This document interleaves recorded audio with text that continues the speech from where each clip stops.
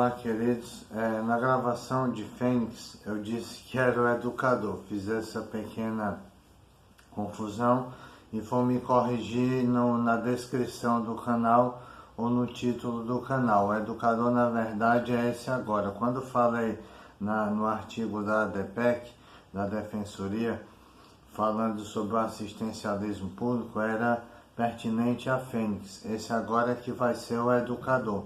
O educador é que diz que a educação é um bem maior para todos e que diz que, em sinal de gratidão, em sentido de perdão, para pedir proteção. E na Fênix fala do pão do corpo e o pão do espírito. Foi uma pequena confusão que fiz, mas não desgravo não, porque me encontro cansado e sonolento, e é assim que trabalhei no dia de hoje, de maneira um tanto quanto errônea ou inadequada, mas com bons conteúdos, que é o que mais importa. E aí vamos para a educação inclusiva, esperando que vocês deixem o like, o joinha, o compartilhar, o curtir e façam a sua inscrição. Além dos casos de crianças abandonadas, dos soldados mutilados e dos traidores castigados em Roma, educação inclusiva. Historiadores em Roma revelam 3 nomes de imperadores menos conhecidos como possíveis casos de deficiência física e má formação: Otton, Vitello e Galba. Eu já tinha lido isso e estou lendo de novo. Os casos de deficiência, principalmente os de soldados mutilados nas batalhas, deram origem ao atendimento hospitalar precário, mas que marcava certa mudança nas relações sociais desses guerreiros. Os soldados nascidos saudáveis, com o corpo físico perfeito, após os acidentes, necessitavam de um atendimento muitas vezes caritativo.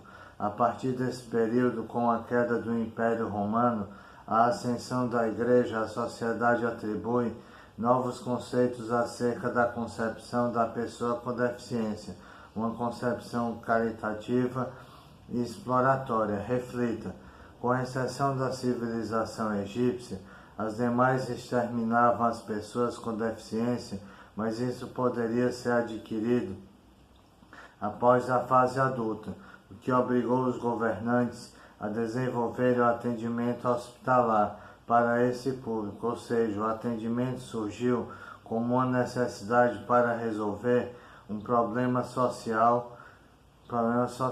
Quem sempre determinou a representação dessas pessoas na sociedade foram os governantes da época. Algo mudou nos dias atuais? É uma pergunta. O período da Idade Média é marcado pelo poder do clero, quando a Igreja determinava a vida social aliada à nobreza. Pela primeira vez na história, a pessoa com deficiência passa a receber a atenção da sociedade. Os dogmas cristãos proibiam o extermínio, enquanto interpretavam a condição dessas pessoas de diferentes formas. Por um lado, acreditavam que o nascimento de uma criança com alguma deficiência era castigo de Deus, por conta dos pecados da família. Os defeitos eram considerados demoníacos. Já os ataques epiléticos, que a ciência não conseguia explicar, revelavam feitiçarias e possessões do diabo. Foi uma época que contribuiu para o desenvolvimento de estereótipos socialmente construídos, desculpa o erro, acerca da imagem da pessoa com deficiência, ou seja, aquela que é diferente não é normal. É o que chamamos de estigma social. A desaprovação de características que fogem a normas sociais e culturais que acabavam rotulando as pessoas. O estigma é enraizado desde a antiguidade e que em muitas sociedades prevalece até os dias atuais. Nessa época eram comum as práticas do exorcismo, escravidão e da exposição de pessoa com deficiência que constantemente trabalhava como servo ou divertia as pessoas em praça pública. A obra de Gustavo Bryan revela um personagem clássico desde o período Corcunda de Notre Dame. E aí, terminando, pesquise mais. Para compreender alguns conceitos desse período, e ampliar seu repertório histórico e artístico, sugiro o filme A História de Quasimodo. A história toma como base o livro Notre-Dame de Paris e conta a história de Quasimodo, um rapaz deficiente físico que foi educado e enclausurado pelo perverso padre Frollo, Richard Harris. Várias especificidades da exclusão são representadas no filme, bem como o modo como a sociedade da época ridicularizava a pessoa com deficiência. E aí estamos terminando por enquanto, e depois daremos sequência à leitura da educação inclusiva, indo agora para Libras, e pedindo desculpa pelo excesso de salivação que às vezes pode sair no vídeo. Vamos à palavra do autor, se é que não já li. Se tiver lido, leio de novo e leio mais coisas. Eu acho que eu já li a palavra do autor, deixe-me ver. Já li sim. Então vamos estar lendo agora fundamentos históricos e conceitos da educação de surdos. Convite ao estudo. A língua brasileira de sinais, Libras, é oficialmente a língua de comunidades e pessoas surdas no Brasil. Entretanto, dentre pouco mais de 9 milhões de pessoas identificadas com alguma dificuldade em ouvir pelo Censo Demográfico de 2010, IBGE 2010, nem todas conhecem e utilizam a Libras como meio de comunicação. Porque isso ocorre? Para compreender essa questão e desenvolver a competência geral desse estudo, embasada em conhecer os fundamentos e a língua que possibilita o ensino-aprendizagem de surdos, elencamos os seguintes objetivos específicos de aprendizagem desta unidade. 1. Compreender o processo histórico e político da educação de surdos. 2. Identificar as diferentes abordagens de ensino e concepção sobre o surdo e a surdez. 3. Reconhecer as implicações dos aspectos biológicos da surdez do desenvolvimento linguístico do sujeito. 4. Entender a importância da Libras no processo de construção identitária das pessoas surdas.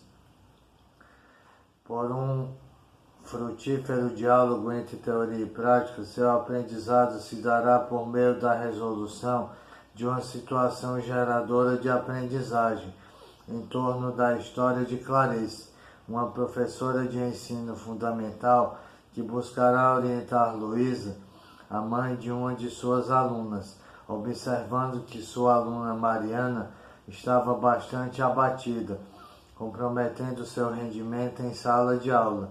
Clarice chamou a mãe da aluna para uma conversa e descobriu que o motivo da desatenção de sua aluna provinha do diagnóstico de perda auditiva de seu irmãozinho. A família estava abalada com a notícia e Luzia estava confusa, pois um médico recomendara a ela não permitir nenhum contato de João Pedro com a língua de sinais.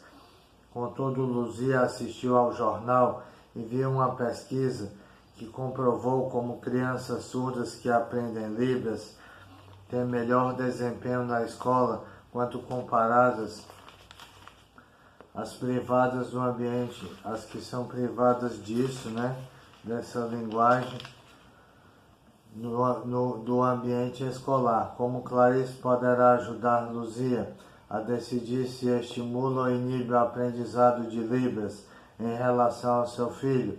Afinal, quais as implicações da Libras na educação de surdos? Para isso, Clarice deverá retomar os conhecimentos adquiridos durante sua graduação, quando cursou a disciplina de Libras. Para a resolução dessa situação-problema, a primeira unidade está organizada em 4 sessões, possibilitando um olhar ampliado sobre a história da educação de surdos na seção 1.1, sobre as concepções e abordagens, a tosse, que circulam nesse contexto, sociolinguisticamente complexo, na seção 1.2, sobre as questões envolvendo os aspectos biológicos da surdez na seção 1.3 e na última seção, conhecimento sobre as identidades surdas, seção 1.4. E depois iremos para fundamentos históricos e políticos, seção 1.1, diálogo aberto. Bem, esse foi o Educador. Eu que tenho blogs, canais e livros, sendo escritor, blogueiro, youtuber e estudante de pedagogia. Valeu e vale, me ajudem. Ajudando seremos ajudados. Tchau.